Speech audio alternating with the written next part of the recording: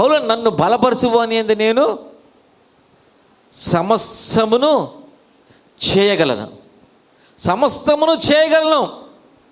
నా ఆర్థికమైన ఇబ్బందులను నేను అధిగమించగలను, నా అనారోగ్య సమస్యలను నేను అధిగమించగలను, నా భవిష్యత్తు కోసం వచ్చే ఛాలెంజ్లు నేను అధిగమించగలను. కారణం ఏంటో తెలుసా? నన్ను బలపరిచే నా దేవునితో నేనున్నాను. హల్లెలూయా. నన్ను బలపరిచే దేవునితో నేనున్నా. నా బలంతో ఇది అసాధ్యం, నా దేవుడు నాతో కలిశాడు, నన్ను బలపరిచే దేవుడు ఉన్నాడు కాబట్టే నేను ఏమన్నా చేయగలను. మనం ఆరాధిస్తున్న మన దేవుడు సజీవుడైనా దేవుడైనా, నిన్ను బలపరిచే దేవుడు, నిన్ను ఆశీర్వాదకరమైన వ్యక్తిగా మార్చే దేవుడు ఆయన. నేను అనుకుంటా ఏ వ్యక్తి అయినా కానీ ఆర్థికమైన ఇబ్బందులతో అప్పులతో ఉండాలని యేసు ప్రభు ఉద్దేశం కాదు. నేను నమ్ముతా. ఏ రకమైన వ్యక్తి అనారోగ్య సమస్యలతో బలహీనతతో ఉండాలని యేసు ప్రభు ఉద్దేశము కాదు. ఆయన బిడ్డలు క్రైస్తవులు ఏమంటాడు? మీరు బహుగా ఫలించటం వలన నా తండ్రి నామం మహిమపరచబడుతుంది. నీకేమీ లేనప్పుడు నువ్వేం ఫలిస్తావు? నీకే ఏమీ లేదు. నువ్వే అప్పుల్లో ఉన్నప్పుడు ఇంకొకటికి దానం ఇస్తావు. నువ్వే అప్పుల్లో ఉన్నావు, ఇంకొకటి నువ్వేమైనా దానం ఇవ్వగలవా? ఇంకొకరికి ఏమైనా నువ్వు సలహా ఇచ్చే స్టేజ్లో ఉన్నావా? సలహా ఇవ్వాలన్నా కూడా, ఇంకొకరిని కౌన్సిలింగ్ చేయాలన్నా కూడా, ఇంకొకరిని మనం ఆదరించాలన్నా ఆ స్థాయికి వెళ్ళాలి.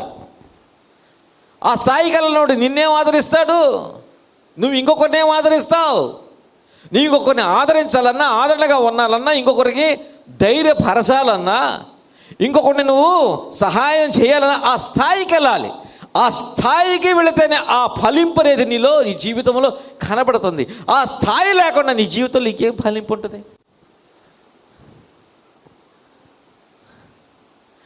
దేవుని ఉద్దేశం, మన యేసయ్య ఉద్దేశం మన అప్పులతో బతకాలని కాదు. ఇది నా నమ్మకం. ఆ ప్రభువే చెప్పాడు కదా అక్కడ. మరి దేవుని గ్రంథంలో రాయబడింది కదా, మనలను ధనవంతులుగా చేయడం కొరకు ఆయన దరిద్రుడు. ఆయన క్లియర్గా ఉందాడా? దానికి వేరేది ఆత్మీయమైన ధనవంతులము, ఈ కథలు వద్దు, కబుర్లు వద్దు. వాక్యం ఎలాగుందో అలాగే కావాలి. ధైర్యంగా వాక్యాన్ని అర్థం చేసుకోవడం చేతగానోళ్ళు కబుర్లు ఎక్కువ చెప్తారు. ఆయన పొందిన దెబ్బల చేత స్వస్థత కలుగుతూ, అది ఆత్మీయమైన స్వస్థత. నీ కబుర్లు ఆపురా నాయన, అక్కడ స్వస్థతే ఉంది. ధైర్యంగా చెప్పాలి, దాన్ని ధైర్యంగా అర్థం చేసుకోవాలి, ధైర్యంగా నమ్మాలి. ధైర్యం లేనోడు పిరికితనపు ఆలోచన ఈ చొప్పిస్తుంటాడు. వీరికి ధైర్యం లేదు. విశ్వాసం కలిగి ఉండాలన్నా ధైర్యం ఉండాలి. ధైర్యం లేనోడికి విశ్వాసం ఉండదు. ఎక్కడి నుంచి వస్తుంది? భయస్థుడికి అసలు విశ్వాసం ఉండదు. అందుకనే అంటాడు, తిరిగి వాళ్ళని దేవుని రాజ్యంలోనికి ప్రవేశింపలేరు. విశ్వాసం కలిగి ఉన్న దమ్ము ఉండాలి, ధైర్యం ఉండాలి. దమ్ము ధైర్యం ఉన్నోడికి విశ్వాసం ఉంటుంది. విశ్వాసం కలిగినోడే దమ్ము ధైర్యంగా ఉంటాడు.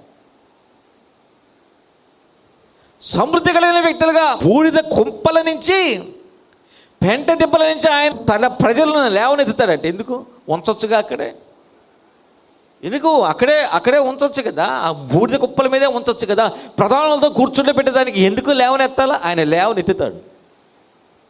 తన బిడ్డలు బూడిద కుప్పల మీద కూర్చొని ఉండడానికి ఆయనకి ఇష్టం లేదు. ప్రధానులతో కూర్చొని ఉండాలి.